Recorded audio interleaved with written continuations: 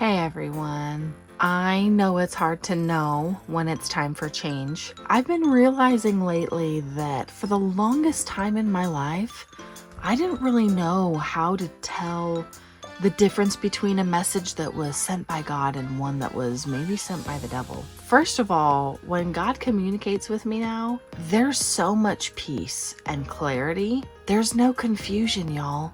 If there's confusion, if there's doubt, it's not him, okay? He is only a place of loving and kind and gentle and very, very clear with you. If you're walking down a path, a road, a relationship, and you find yourself questioning it, wondering, is this true? Is it not? Should I not? And you're constantly in this battle, not knowing which direction to go. Does it feel right? And you're overthinking. Well, then it's not of him. That's your answer. I know some people get voices. Some people have dreams. I wish I was one of them. And once upon a time, I felt like I knew when he was talking to me. I didn't really know.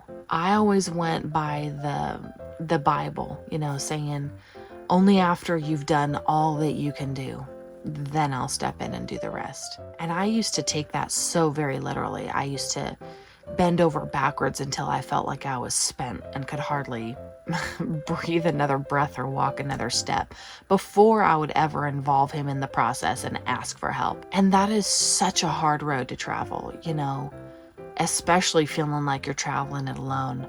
I felt like, man, if I sin, that's more for Jesus to take on. And why do I need to pray so much? There's so many people that need so much more than me, that are in so much dire need.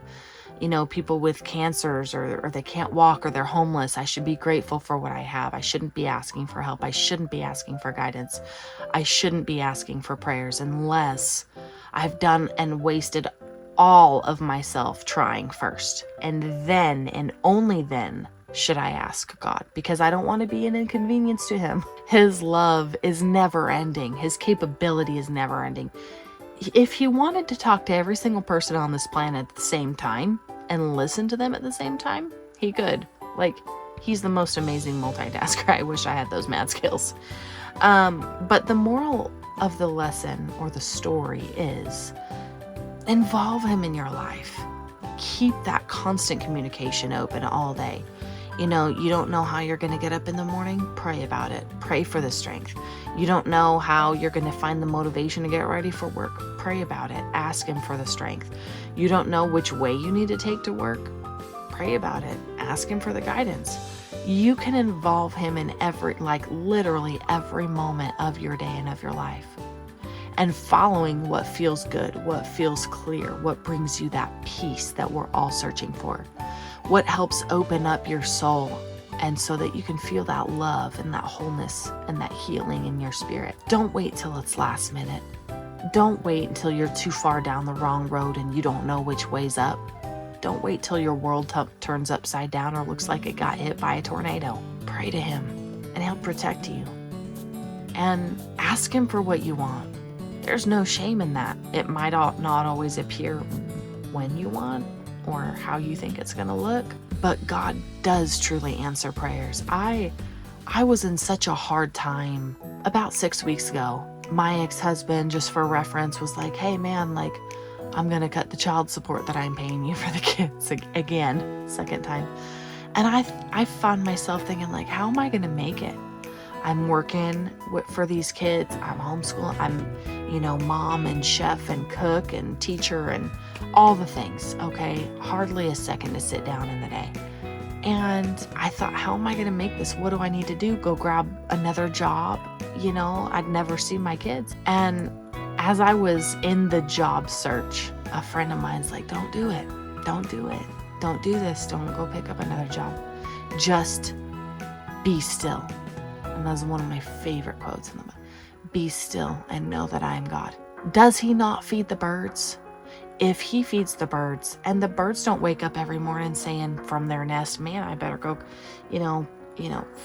pick up some extra worm. They always know when they get up, there's going to be worms because God supplies them. Will he not supply for me? Will he not protect me financially? So I stopped. I stopped the search. I stopped doing what I was doing. And you know what? 2 days later, my boss calls me in her office, and I work from home, so it was like a virtual office meeting. And she's like, "We're gonna give you a raise." I was like, "Boop, boop." And it wasn't enough to cover what I had just lost, right? And then it was like a week later when I realized, you know what? Next month, this really big bill that I've been paying on for the last 2 years is going to be done. Like, that payment gone. Okay, well, that was part of what I was, having to compensate for, that I had the income that was lost.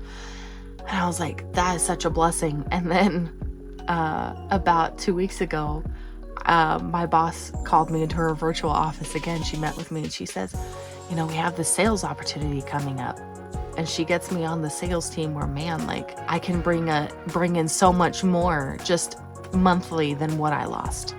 The opportunity is there to, like, at least increase my salary by a quarter, And wow, all of that in like a matter of a month, from 6 weeks ago to 2 weeks ago, all 3 of those steps happened.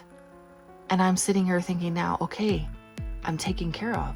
And I had the faith the whole time he would do it. I didn't know how it was going to happen. I couldn't have envisioned the way that it happened. I couldn't have planned it better. But he is the ultimate planner. He's amazing, y'all.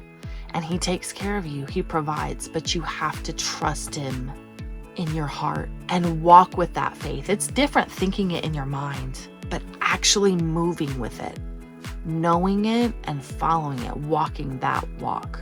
Not just talking the talk. And he rewards that, you guys. And every day that I get up, I'm grateful that I involve him in every step of the way, in every step of my journey. And I hope that you all walk this journey with me.